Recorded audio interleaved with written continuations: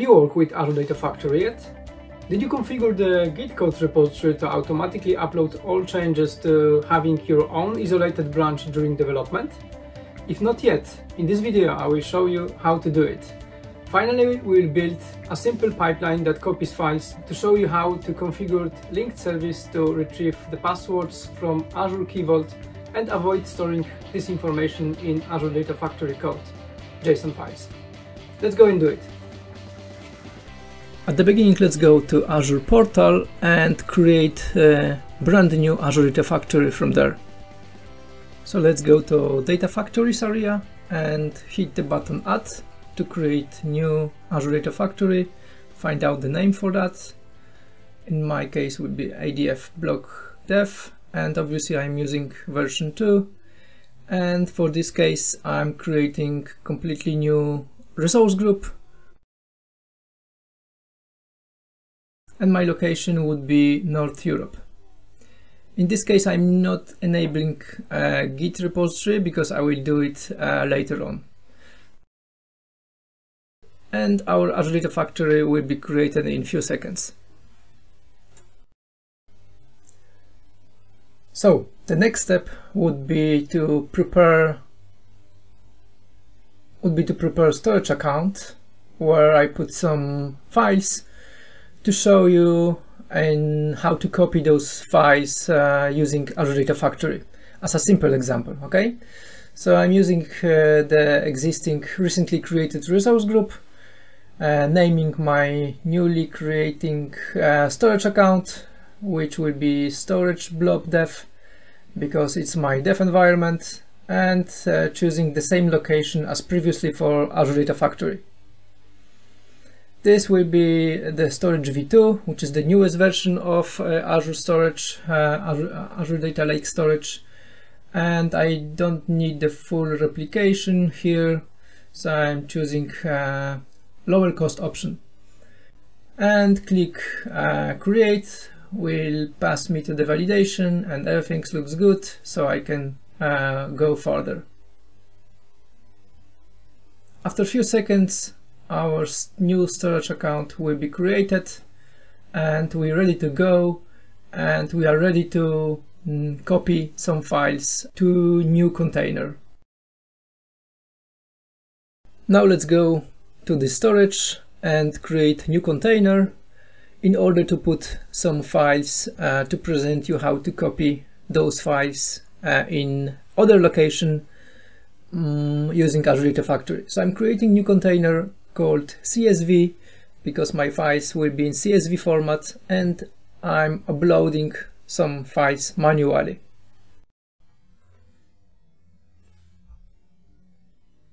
As you can see here, I need to choose the files that need to be uploaded. So I'm going on my local machine to the folder where I downloaded previously some files.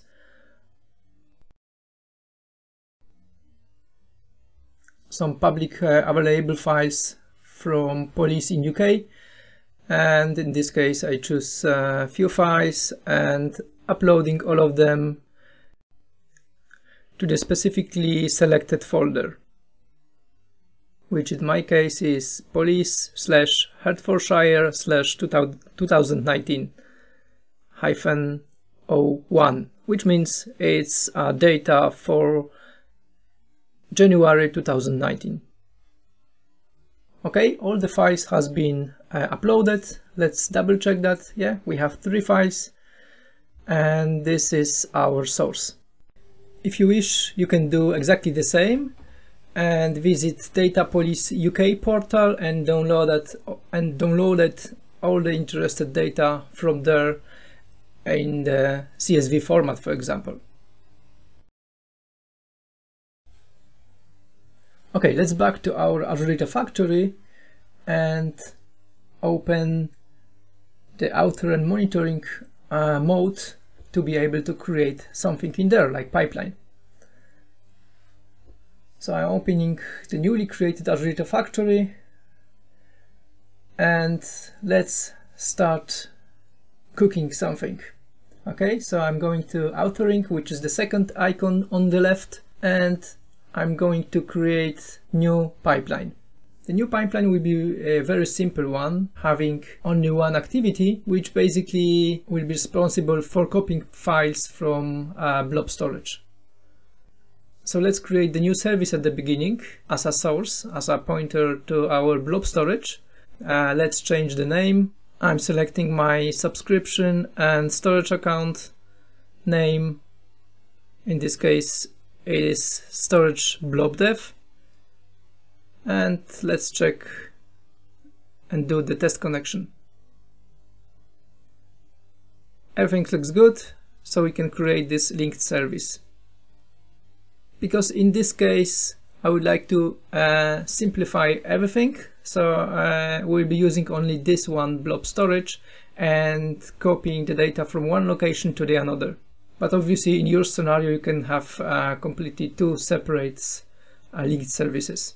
Now let's go to the pipelines and create new pipeline.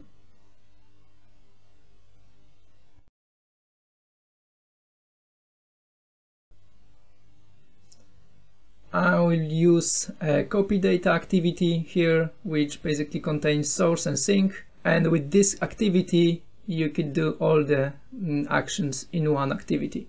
So I'm using the binary type of files, because I'm not interested to take a look inside of the data, inside of the CSV file.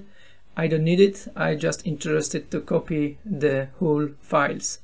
Okay, I'm choosing my source folder, which is that one, Police Hertfordshire 2019-01, and all the files in there I would like to copy to the target folder.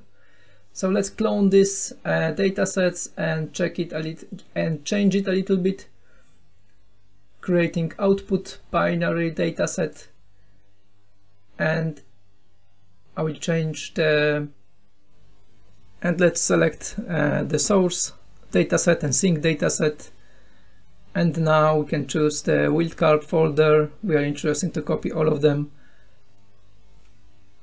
and sink as is.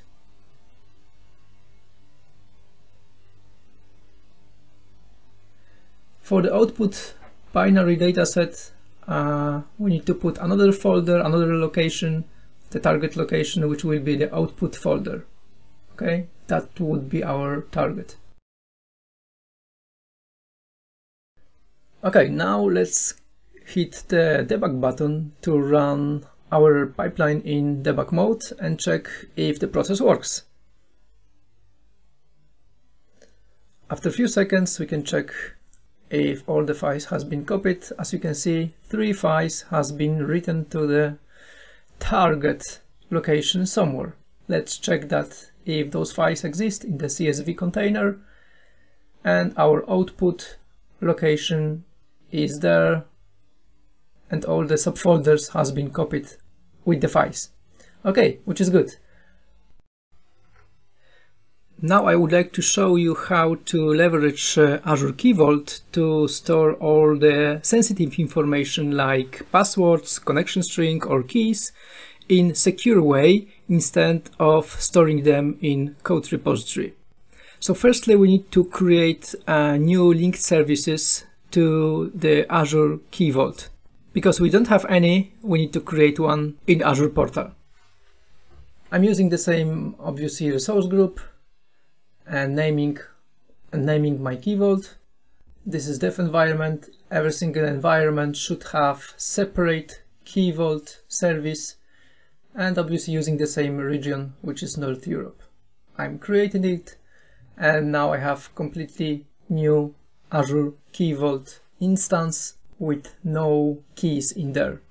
After several seconds, the service should be created, and we are ready to create new secrets in there, which will keep our passwords or keys, means sensitive information in general. Let's overview our newly created Azure Key Vault instance. As you can see, this is the resource group, and this is the DNS name of it. But currently we don't need all those information, because when we back to Azure Data Factory, in the linked service, We just need to refresh the list and select one of the existing instances from the list. Let's do the test connection. Everything looks good and we are ready to publish all the changes.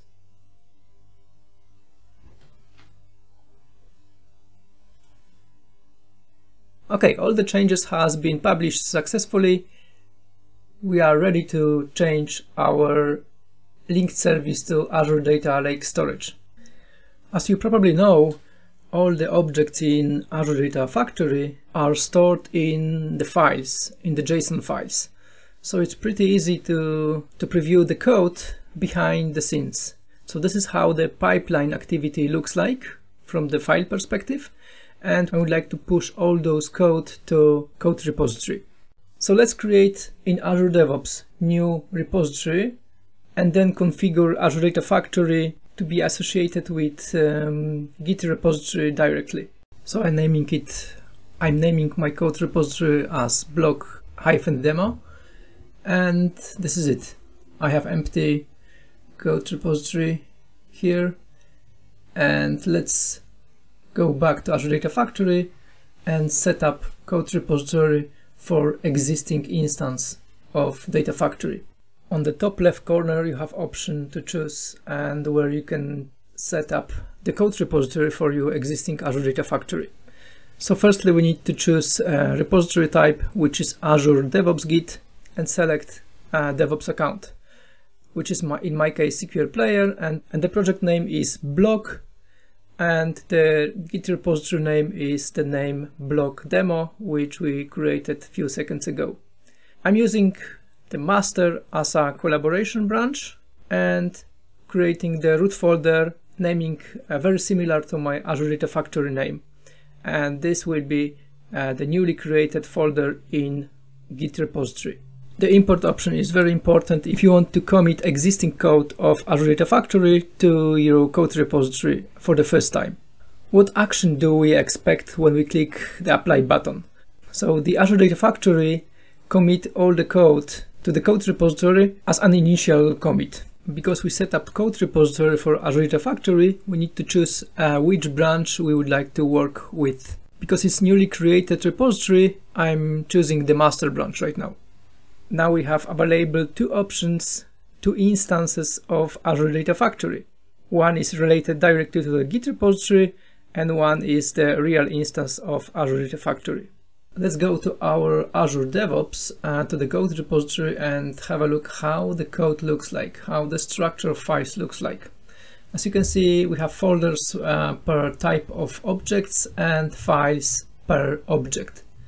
So here you can see encrypted credential for ADLS linked service, which basically would like to replace with a pointer to Azure Key Vault. So let's go to Azure DevOps and replace that. Let's open linked service to Azure Data Lake Storage and change the configuration for storage account key to Azure Key Vault. Once you click Azure Key Vault, you will be able to select one of the linked service to existing Azure Key Vaults in your Azure Data Factory. That's why we created Azure Key Vault linked service before. Then we need to put the secret name. The secret name is the name of the key existing in Azure Key Vault, which we basically would like to read the sensitive key holding by it. So let's create a new secret key in Azure Key Vault. Name it ADLS-storage key and copy and paste value of the key to Azure Data Lake Storage. So to do that, I'm opening my Azure Data Lake Storage and copying the access key from there.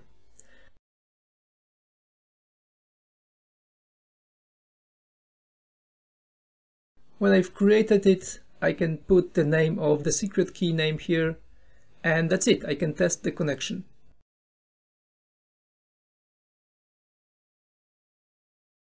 It's failed, but it's fine. It's basically access denied because our Azure Data Factory has not access to the Key Vault. So let's grant the access for the Azure Data Factory.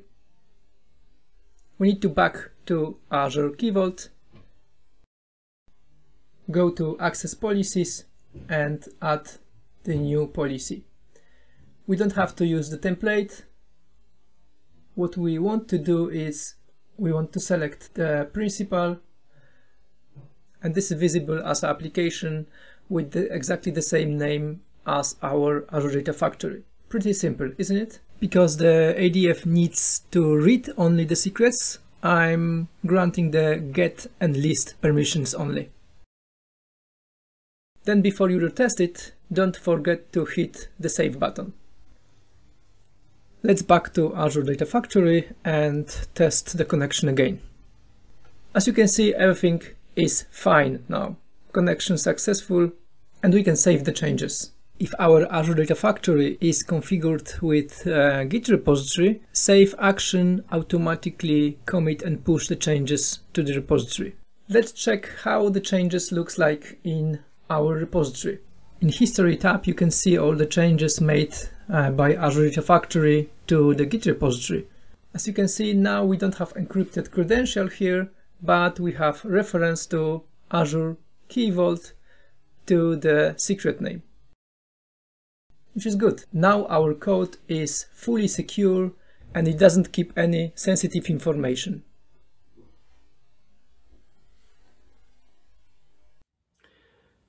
During this video, I showed you how to create new instance of Azure Data Factory. Then we created simple pipeline with copy activity, which copies binary files between storages. Also, we created a Git repository to push the changes of the Azure Data Factory to our own isolated branch.